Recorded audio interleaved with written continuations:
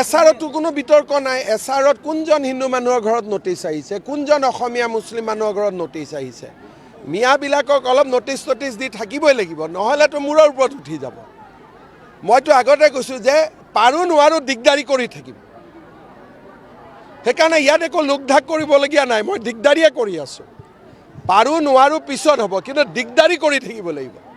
বুজি পাব লাগিব যে অসমীয়াই ক'ৰবাত নহয় ক'ৰবাত প্ৰতিৰোধ কৰি আছে।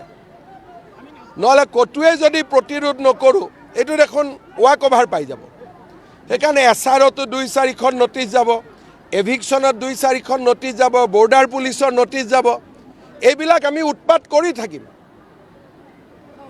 আইনৰ ভিতৰত যিমান ব্যৱস্থা আছে, নটিচ দি আমাৰ অধিকাৰ আছে। যিকোনো বিজেপিয়ে কমপ্লেইন দিব পাৰে, আমি দিম। বৰ্ডাৰ পুলিচক যিকোনোৱে কমপ্লেইন দিব পাৰে, আমি দিম। চৰকাৰী মাটিত বহিলে আমি নটিচ দিব পাৰোঁ, আমি দিম। গতিকে আমি উৎপাত অলপ কৰিয়ে থাকিম। নহ'লে ভাবিব যে অসমীয়াক আমি খুৱাই দিলোঁ আৰু এতিয়া ওপৰত ৰোলাৰখন চলাই দিলেই হ'ব।